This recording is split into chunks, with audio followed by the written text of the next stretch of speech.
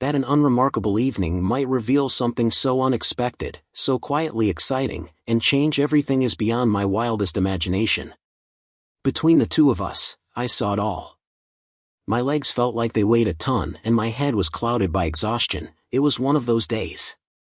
On days like this, all you want to do is crash and momentarily disengage from reality. Even though being home late normally brings me comfort, I felt the weight of the house's quietness this time. I opted not to turn on the lights, so the space might get a dreamy, muted glow from the streetlights outside the window. I slipped under the covers after changing out of my work clothes and into my warm pajamas. After feeling the cold sheets shock my exhausted body, I shut my eyes and wished for sleep to arrive soon. I fell into a deep sleep that stopped the hands of time almost immediately. It was something, nevertheless, that roused me. At first, I couldn't tell if what I was experiencing was real or a dream. Although I was unable to place the figure, I did detect a little shift in my room. I tried to make sense of it with my sleep-deprived brain, but it couldn't tell the difference between dreams and reality. I hesitated before opening my eyes, maybe out of reluctance. The strange aura that appeared to fill the room baffled me. For a moment, I considered the possibility that it was all in my head. It may have been a dream, but I suddenly heard the door creak and the faint sound of it opening. Even the most little noise may wake me up. Now that I was awake, my senses were more acute, even if I was still partially blind. As if someone were skulking their way slowly around the room, the atmosphere appeared to change again. A slight movement was detected on the bed, as if someone had seated on the edge. I was more intrigued than scared, and I couldn't put my finger on why my heart was racing. My chamber may be visited by someone at midnight. Either I was afraid of shocking someone or I didn't want to ruin the occasion, so I stayed still. Then I felt a little clamp down on my forearm. A warm whisper against my skin, it was so delicate that it sent shivers down my spine. Without lowering my eyes to look, I emitted a gasp. Am I dreaming or is this happening in real life? Then I heard someone say, "Are you awake, Uncle?" I was right, it was my nephew Aiden. It was a very faint murmur, hardly discernible. The realization accelerated my heartbeat. At midnight, why was he in my room? His hand remained on my arm, like if he was waiting for something, for me to respond, but I couldn't. I kept my eyes closed, trying to control my breathing, trying to figure out why I was experiencing this sudden adrenaline rush. He added in a quiet, almost hesitant voice, "I couldn't sleep. I simply didn't want to be alone myself." I was drawn to something in his voice that wasn't fear or grief but rather something else that wasn't spoken. His hand moved down my arm and into my hand when I felt it. He paused for a second, his fingers clasped together. As though testing the water, the touch was delicate, even cautious. I should have asked him what was wrong, opened my eyes, instructed him to lie down again, or said something, but I chose not to. I lacked the guts to interrupt the moment. His presence and touch were unusual. It seemed as though there was something beneath the surface that none of us wanted to acknowledge. There was stillness for the next few minutes. He sat next to me, his breath rhythmic and sweet, and I could feel it. It was difficult for me to focus as his fingers became somewhat tighter in mine and I felt the warmth inside me once again. He came to me in the middle of the night without explaining why, and there was an intimacy between us as we sat so close. At last, I opened my eyes and squinted against the room's low light.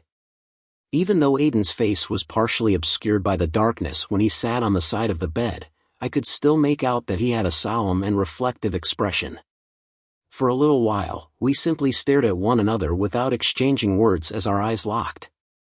"Really, why are you here?" I inquired in a weak, nearly whispery voice that was deepened by sleep's hazy effects and something else I couldn't identify. He kept his hand in mine and didn't respond right away. I inquired in a voice that was barely a whisper, laden with drowsiness and an unidentified substance. He didn't respond right away. Instead, his hand stayed in mine as his finger moved softly over my flesh, giving me another tremble. His voice was low when he finally spoke, as like he didn't want anybody else to hear, yet it was just the two of us. He repeated, "I don't want to be alone," but this time his statement had more weight. His gaze landed on our clasped hands. I leaned against the cushions and sat for a while without letting go of his hand, and I could feel the anguish and bewilderment in his eyes. "What's going on?"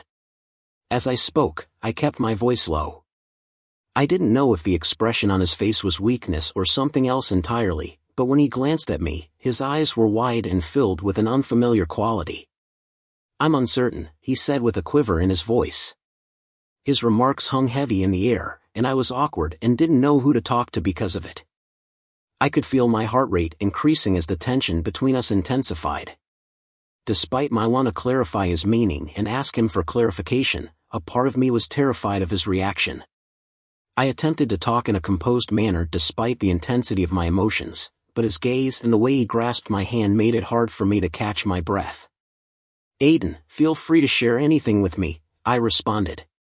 Instead of speaking, he advanced and caressed my knee under the cover as he nodded.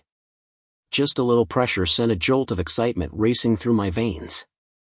"I thought about you as I was speeding up," he added in a whisper, "about us." His words hit me like a ton of bricks, and I temporarily struggled to breathe. It was impossible to misunderstand their meaning or the escalating tension that had been growing between us during the night. A late-night chat wasn't all this conversation was about, it went deeper.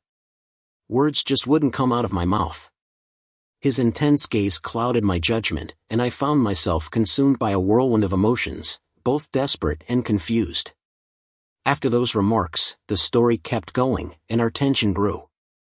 I stood there frozen, unsure even whether I had understood him correctly. My nephew Aiden sat there, seemingly thinking about us, as if there were always unspoken things between us. Even as I tried to rationalize it, I couldn't shake the feeling of an undeniable draw, like a subtle magnetic tension that builds up until it's impossible to deny. I was rendered breathless by the sudden, electric contact of his knees when I moved ever so slightly while sat on the bed. We were still holding hands, our fingers interlaced, but the simple connection seemed heavy, none of us had released the other. I started looking for the right words, but nothing came out the way I wanted it to. It seemed as though I was nervous and uneasy about asking a question that would go to the heart of his matter. As our gazes locked, I detected a trace of unease and doubt, along with another emotion I hadn't quite put my finger on. The dim lighting in the room cast a shadow on his features. I had overlooked a vulnerability in his expression before, even if it was hard to interpret it effectively owing to the shadows on his face. He barely raised his voice to a whisper as he replied, "I don't know. Lately, I've been thinking a lot about how baffling it is that we've always been so close." I was unsure of how to phrase it since I wanted to avoid making things uncomfortable between us. His words came out more strongly with each passing second, as if he were speaking slowly. His voice seemed trembling, and his fingers clamped around mine as if he believed I may go, but I persisted. I had to skip it. As if it were nothing out of the ordinary, I couldn't help but stare at the point where our hands intertwined. "You weren't strange in any way." Because I didn't know for sure if it was true, I responded politely. Already, it was all strangely familiar and intriguing. He looked at me as if to find some kind of explanation or solace. It was only that I was unsure of who to talk to. These sensations had been with me for a while, but I put them down to my imagination, thinking maybe I was just hallucinating. But being here with you makes me wonder how I can turn a blind eye to it. Instead of just talking about confusion or reluctance, Aiden seemed to be addressing something deeper that had been simmering for some time. His comments sounded like a confession, but not in the way I had expected. I felt my heart race as I swallowed hard, trying to make sense of the conflicting emotions between us, and the pressure of the situation overwhelmed me. I was taken aback by the fact that he looked away, his jaw tightened, and the internal conflict was clearly visible on his face. I was afraid to speak up for fear of damaging our relationship, but I could not continue to lie. I felt my chest constrict as I could hear his agony, which had become gruff in his voice.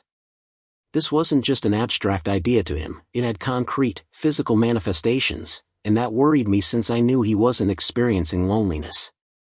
After letting go of his hand, I stood up and inhaled deeply. I didn't stray too far, but I felt like a gap had opened up in the room and I couldn't figure out how to bridge it. My mind was spinning with conflicting thoughts and emotions, and I couldn't escape them.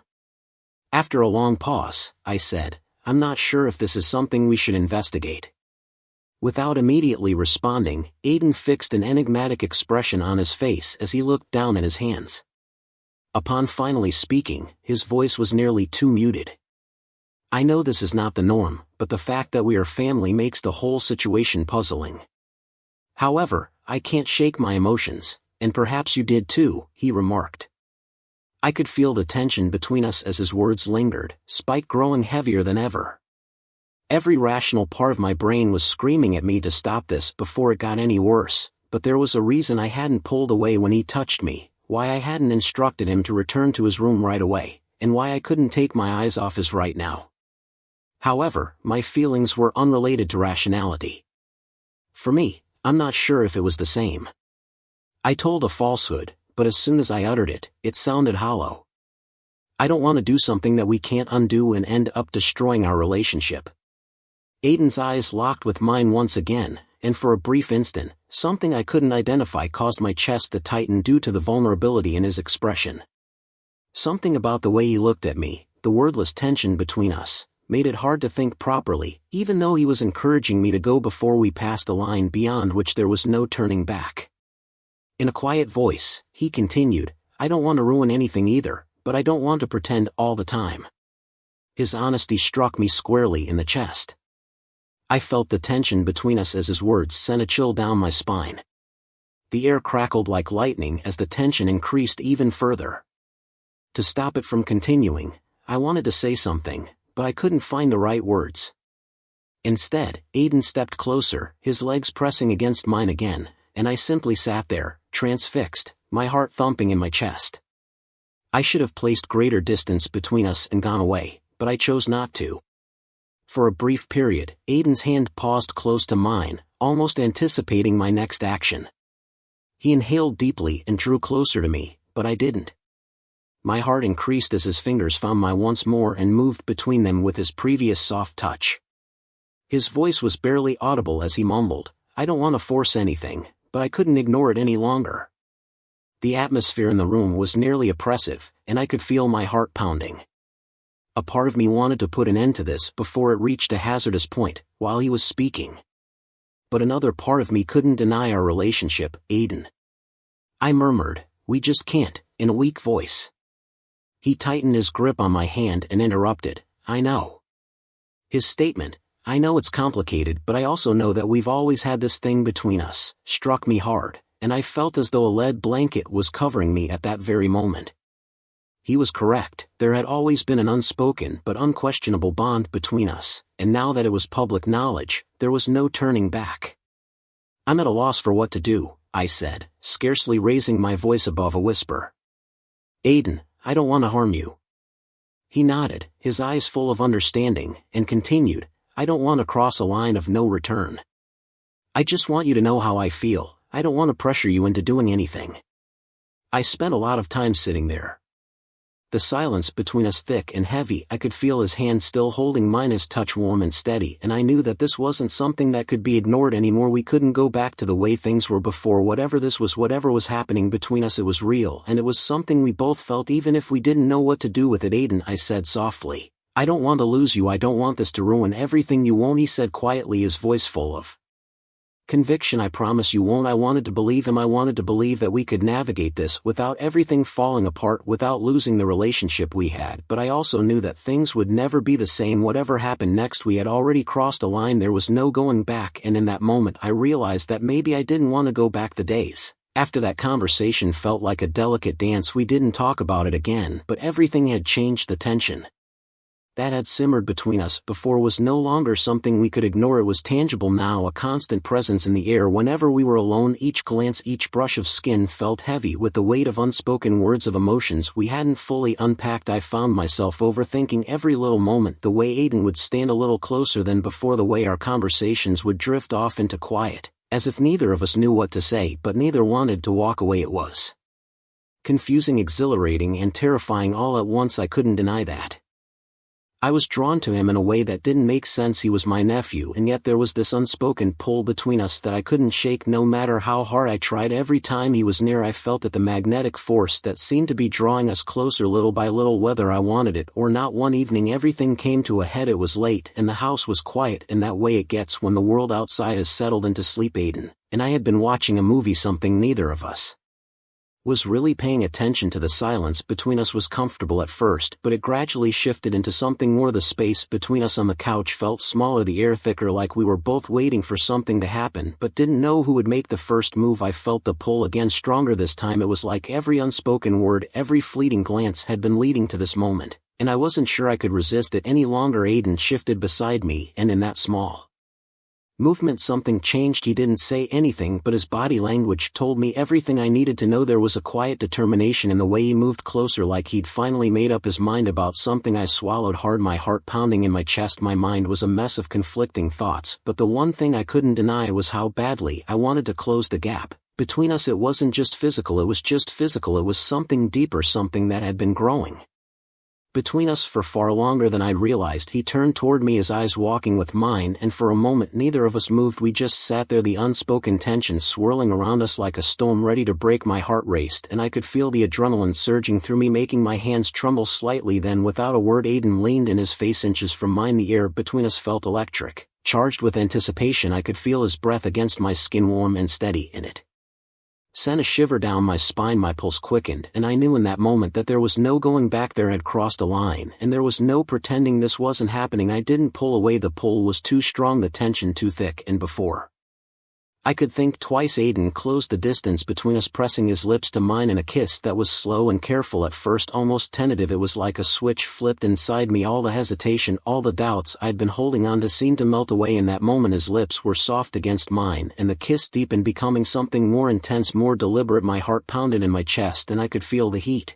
between us rising with each passing second. The world outside seemed to disappear, leaving just the two of us in that quiet room, wrapped up in the moment we'd both been too afraid to admit we wanted. There was no turning back now, no stopping what was happening, and as his hands rested on my arms gently but firmly, I felt myself give in completely. It wasn't rushed, there was no urgency, no need to rush through this moment. We both seemed to understand that this was something important, something we couldn't take lightly. We moved slowly, letting the weight of the moment sink in, letting ourselves feel everything that had been building between us for so long. Aiden pulled back slightly, his forehead resting against mine, and we both sat there for a moment, breathing heavily, the silence between us filled with the unspoken understanding that things would never be the same. His hand lingered near mine, his touch warm and steady, as if he was waiting for me to say something to confirm that I was okay with this, but I didn't need to say anything. My actions had already spoken for me. He leaned in again, this time more confident, more sure of himself. The kiss was deeper now, more intense, and I felt the familiar warmth spread through me again, making it hard to think clearly. My hands found their way to his shoulders, pulling him closer as we sank further into the moment, letting the rest of the world fade away. It felt surreal, like something out of a dream,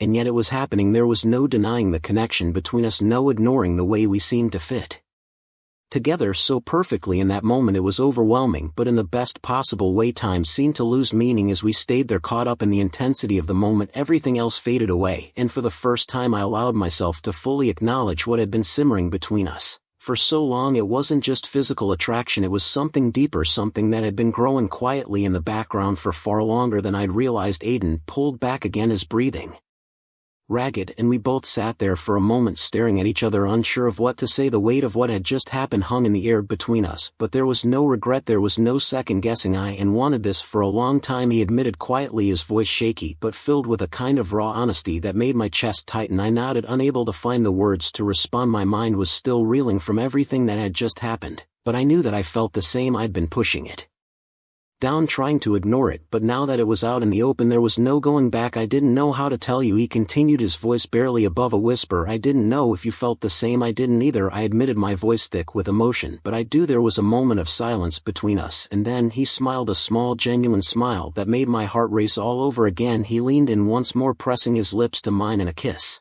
that was soft this time, more tender. It wasn't about the intensity anymore. It was about the connection, the quiet understanding that we were both in this together. We didn't speak after that. We didn't need to. The silence between us was comfortable now, filled with the unspoken knowledge that we had crossed a line we could never uncross, but neither of us wanted to. Whatever this was, whatever had just happened, it felt right. And as we sat there, the room quiet around us, I knew that things would never be the same between us, but for the first time I was okay with that. We would figure it out together. The morning light seeped through the curtains, casting long soft shadows across the room. Everything felt different. The air, the way the quiet lingered between us. There was no denying that the line had been crossed. My mind should have been racing, full of questions of doubt, but oddly enough it wasn't. Instead I felt calm, almost at peace with what had happened the night before. Aiden was already awake, sitting on the edge of the bed, staring out the window.